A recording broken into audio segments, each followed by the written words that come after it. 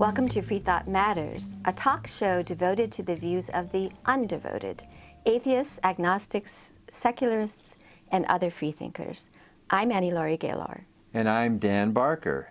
Annie Laurie and I are co-presidents of the Freedom from Religion Foundation, which is producing this weekly program. FFRF is the nation's largest association of freethinkers, and we're working diligently to protect the wall of separation between state and church. And we invite you to join us. Join today at ffrf.us/join. And we're delighted to have as our guest today Mandisa Thomas, founder and president of Black Nonbelievers Incorporated, a group which encourages more blacks to come out and stand strong in their non-belief. Mandisa was named the Unitarian Universalist Humanist Association's 2018 Person of the Year. So thanks so much for traveling all the way from Atlanta to join us today, Mandisa. And thank you both very much for having me. So you founded Black Nonbelievers. What year was that? Black Nonbelievers was founded in 2011. It's headquartered in Atlanta, Georgia. And the primary purpose for the organization is to help connect more blacks who have either left religion or are questioning those views in favor of leaving and who needed to find like-minded individuals and to build that community and support. So are there a lot of blacks who don't believe? I mean, the image we have is that all blacks are Southern choir singer, gospel, conservative types. How many non-believers are there in the black community? Well, according to the Pew Research numbers, 87% of the black community still identifies as religious. So that does mean that there's about 13% who are either non-religiously affiliated or they identify as atheists. But that number, because of the culture of the black community and the assumption that that all of us believe, it can be very difficult to qualify those numbers as to who is actually atheists. And I honestly think that those numbers who are non-religious may be higher. So they're pretending. They could be pretending, or yes, there are a lot of atheists and non-believers from all backgrounds who are in the closet, if you will, about those beliefs, because there is still a stigma regarding the word atheist and atheism that makes it that much more difficult, particularly within the black community. And this is what we are trying to address and help people with. And the black community really has a tradition of non-belief. I mean, there are a lot of famous black individuals, civil libertarians, that society doesn't realize weren't religious, like W.E.B. Du Bois, yes, co-founder of NAACP, for example. That is correct. And also Dr. Carter G. Woodson, who is the author of The Miseducation of the Negro. He founded Negro History Week, which later became Black History Month. So there's a lot of people who don't realize that the foundations of such an important month in the United States and throughout the world was started by a black freethinker. And yet maybe black freethinkers are kind of written out of Black History Month sometimes. They are, yes. The history is very much ignored and obscured, as well as Butterfly McQueen, the African-American actress who was in Gone with the Wind, who I know that Freedom from Religion Foundation highlights Well, I got to play strongly. the piano for Butterfly McQueen once at one of our conferences. 1989, the 50th anniversary of Gone with the Wind. That was an amazing. She sang a song written by a freethinker, Yip Harburg. It's Only a Paper Moon. And That we is highlight her awesome. because she was one of our first lifetime members. That is amazing. Back in the late 70s or very early 80s. She was one of our very first supporters like that. Yes, and I love her quote, "As our ancestors are free, I am free from the slavery of religion." Yeah. And what's so important about her involvement with the Freedom from Religion Foundation, as well as to the history of the black community, is that it shows that, yes, there have always been humanists, freethinkers, and atheists within the black community.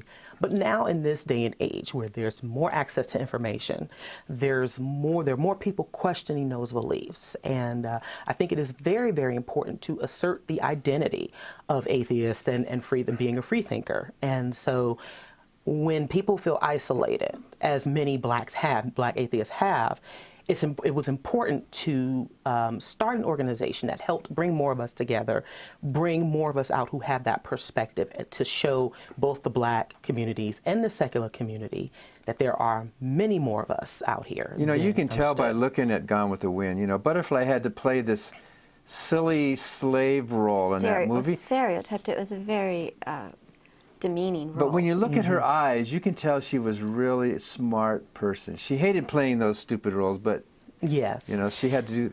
But she was really intelligent. Yes, and back during that time period where many Blacks were subjugated to a more subservient roles in entertainment and just in general, we are dealing with still institutionalized racism and injustice, particularly within that time period where it was overt.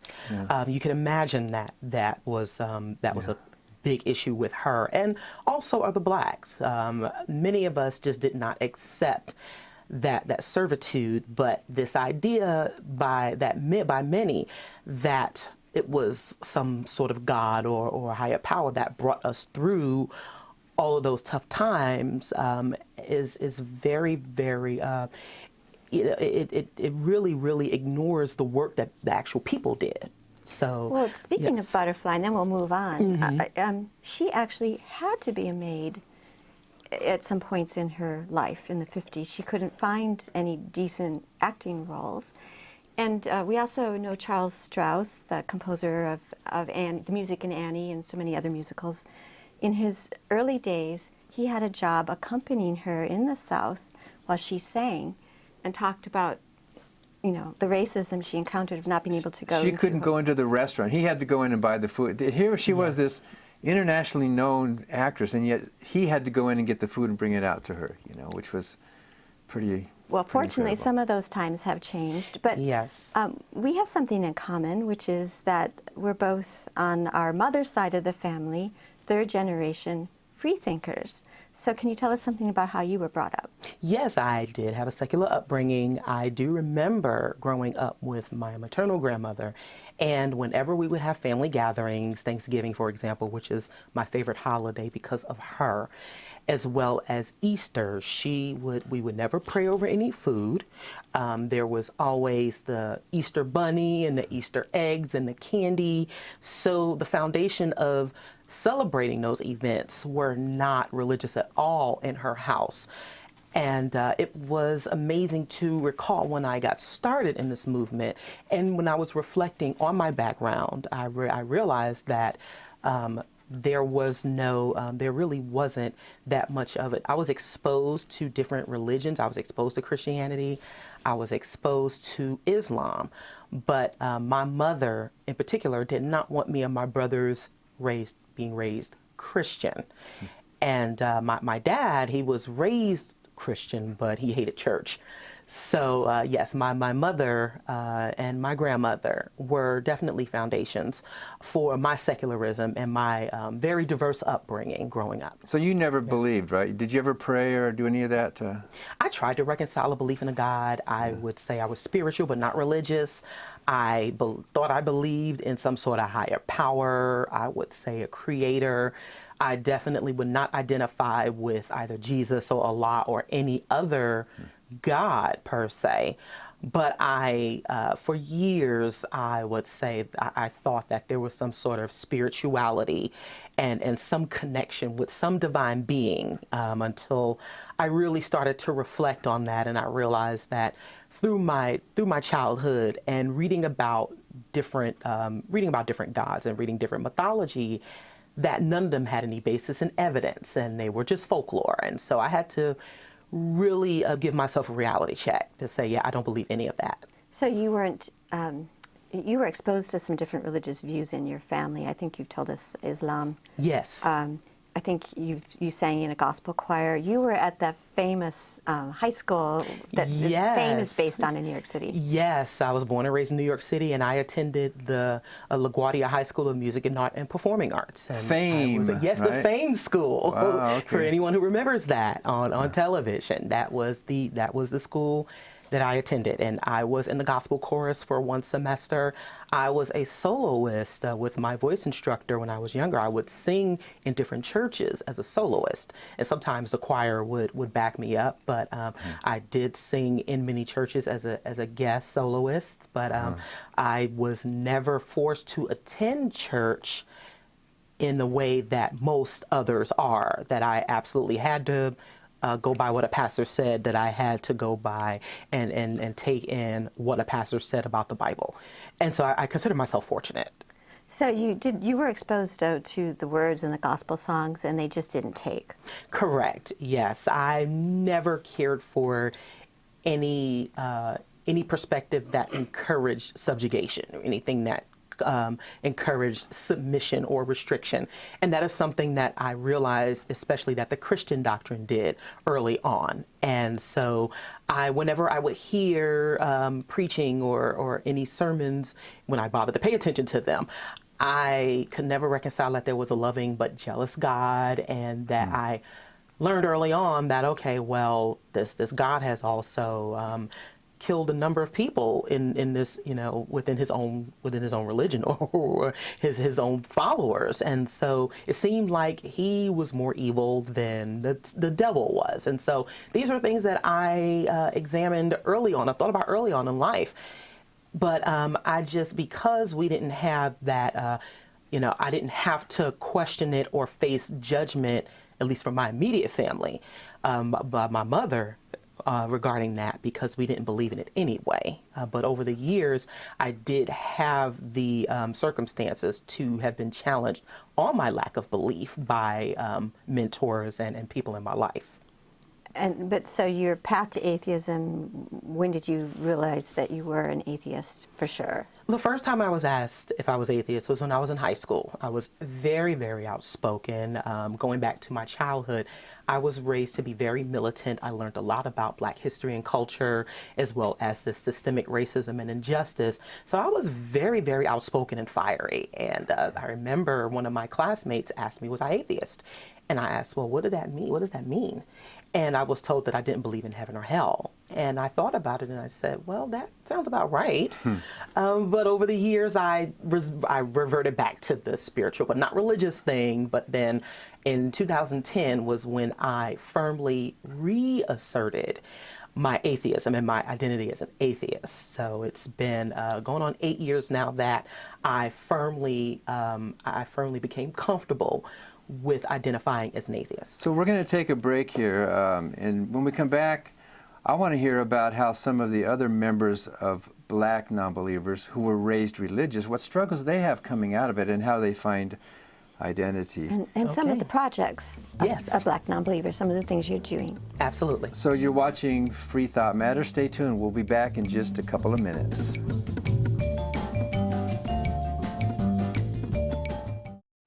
Hi, I'm Ron Reagan, an unabashed atheist, and I'm alarmed by the intrusions of religion into our secular government. That's why I'm asking you to support the Freedom from Religion Foundation, the nation's largest and most effective association of atheists and agnostics, working to keep state and church separate, just like our founding fathers intended.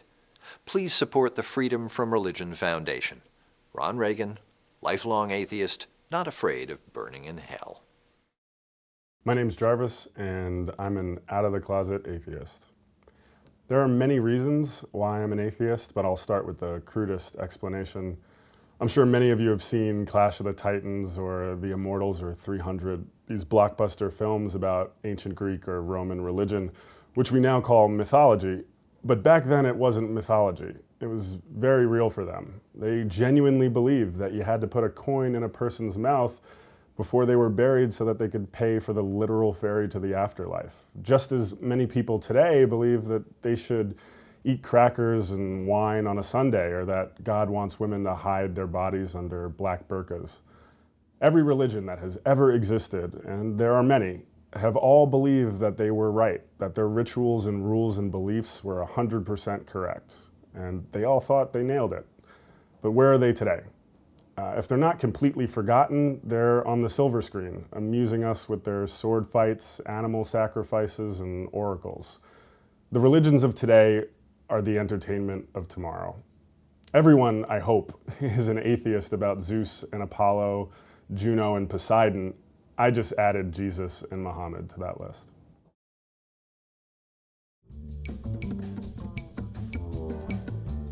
Welcome back to Freethought Matters. I'm Dan Barker with Annie Laurie Gaylor, and we're continuing our conversation with Mandisa Thomas, the president and founder of Black Nonbelievers. Yes. So tell us about what Black Nonbelievers does, what it offers, some of your current campaigns. Yes, absolutely. So Black Nonbelievers is very, very event-based. We host a number of meetings within our where we are affiliated. We are now up to 13 chapters across the United States. So we have grown since 2011. For example, in Atlanta, we host general meetings where we may have guest speakers. We talk about discussions that are relevant to atheism, and particularly being Black and atheist, because some of our members that come out of religion still face that pressure from family members, whether it's their parents, whether it's their significant others, and sometimes in some cases their children. And having the discussion and being able to relate and identify and articulate their perspective. So we offer that support. We let people know that they are not alone, that They must be excited. More of us out there. When they show up and there's a whole bunch of you together, that must be really fun. We never fail to have a mixture of new participants, regular attendees, and some of our veterans, if you will, those who have been with us since the beginning. And it's always a great time. It's very festive. It's very informative. And so we have lots of meetings, and we also table at different events. We make our presence known. We do a lot of outreach. I also co-host a quarterly radio program in the Atlanta area on 89.3 WRFG, which is everything atheism related. It's about a 2-hour program. And so last year we launched our Being Changes Lives campaign, which is social media based. And it is a collection of testimonies, if you will, from our members as well as allies about their journeys out of religion, finding Black nonbelievers, and also how we have changed and saved their lives, which has been the sentiment, which has been what some of our members said, that we have actually saved their lives. And so we wanted to let people know that we are an organization that is actually reaching out. We are connecting with people on relatable levels, and that it is possible for you to help build that community, rebuild your life as an atheist, as a non-believer, and we are here to support that. So some of the cities, you have chapters in New York. Yeah. Is there chapter in LA? Not yet. Or Chicago? Someone asked. We just launched a new chapter in Minneapolis. There's one in Detroit, Washington, D.C., in the Orlando area. We do have one in Portland, Oregon as well. Okay. So, and Louisville, Kentucky, and Cincinnati. So yes, we are establishing more chapters in like the Midwest areas, and wherever there is a need for one, and wherever we can find dedicated members and organizers to continue to run the groups. But you have an online presence, though. People can still connect. Right? Absolutely, yes. We are on Meetup, we're on Facebook and on Twitter, and we do love connecting people who are new to non-belief, whether they're new or whether they've been for a while. And we are open to everyone, by the way. We are not just exclusive to Black atheists and non-believers. So others can support Absolutely. Black non-believers. Absolutely. We are a 501c3 organization, and donations to us are tax deductible. They do help to support our work. We do collaborate with other secular organizations, and we do partner. Freedom from Religion Foundation is one. We would love to continue that. Yes, and so for the future, we just came back from our second annual convention at sea on the Carnival Sensation. We are planning a Women of Color Beyond Belief conference for 2019 in Chicago, which will feature a number of women of color in the secular movement that have been doing some outstanding work, 5 of which was featured on the cover in an cover article in the Humanist magazine. And there were 5, myself included. who were on this cover, and it was an amazing thing to be featured in. Who else were on the cover? So we have Dr. Sekivu Hutchinson, who is based out of Los Angeles. Black Skeptics of LA that we work with on a scholarship program. Yes, we have Bridget Crutchfield, who is on our the BN board, as well as she runs our Detroit chapter. We have Candace Gorham, who was on the show before. From North Carolina. Yes, the Exodus Project. The Ebony Exodus Project. Black Women Leaving Religion. Yes, and I was honored to be featured in that book as well.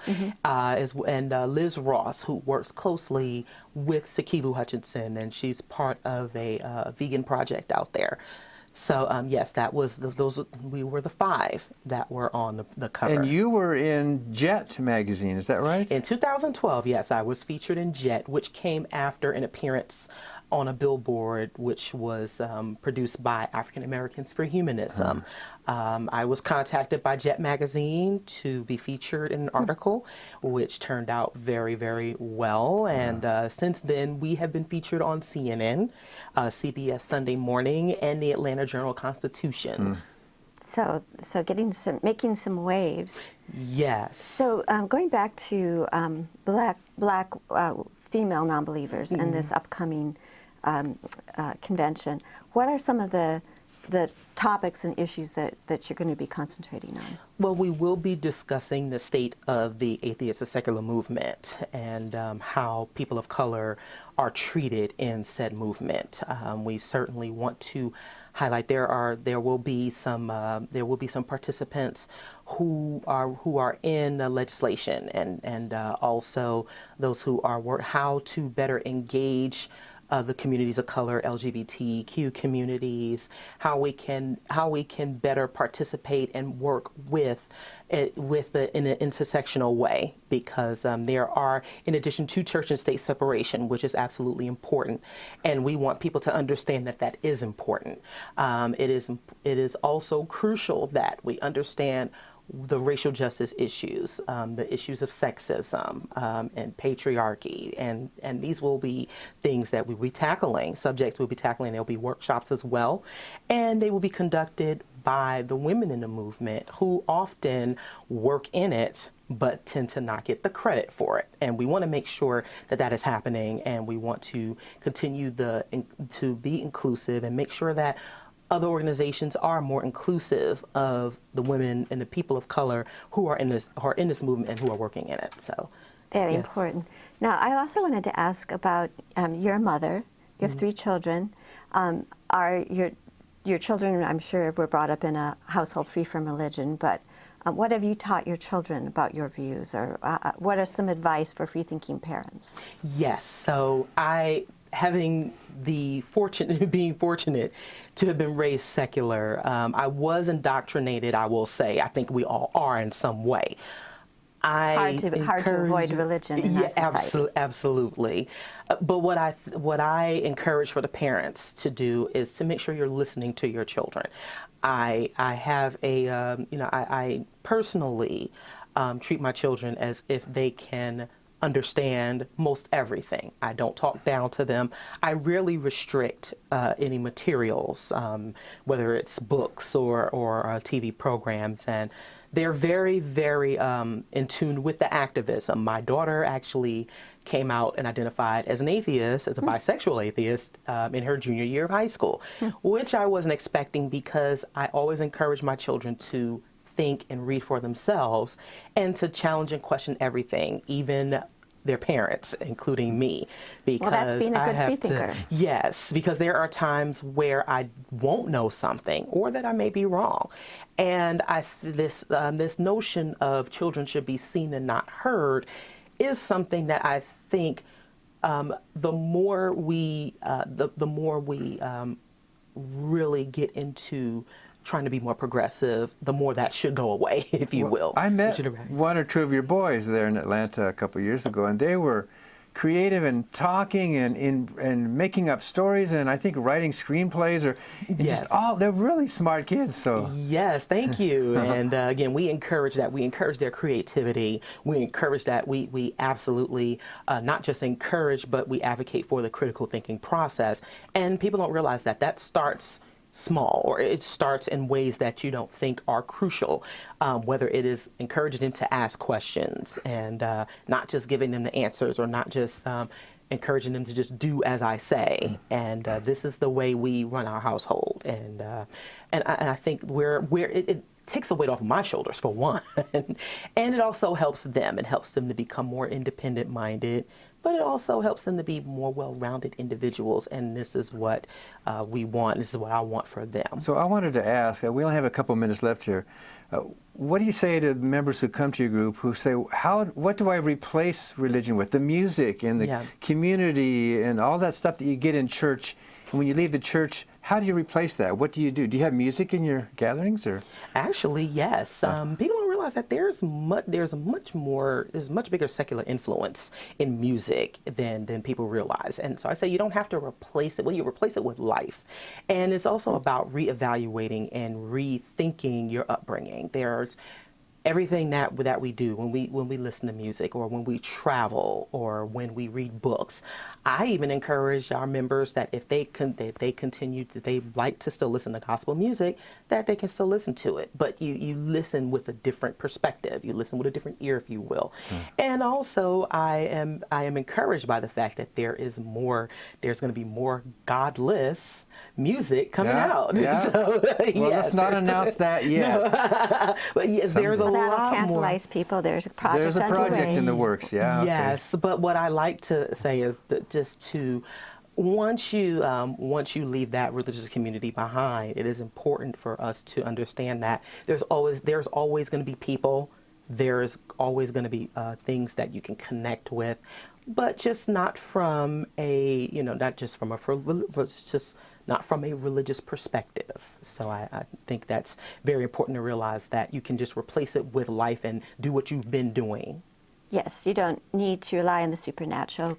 Correct. We should have confidence in ourselves. Yes, absolutely. Well, Mandisa, it's wonderful that you have started this group, and it's so important. And thank you for all your contributions to the Freethought movement, and for joining us here today. And how can people learn more about Black Nonbelievers? So our website is blacknonbelievers.org.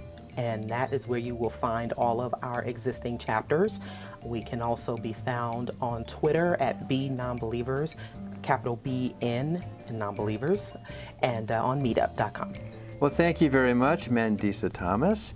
And thank you for watching Free Thought Matters. Because free thought matters.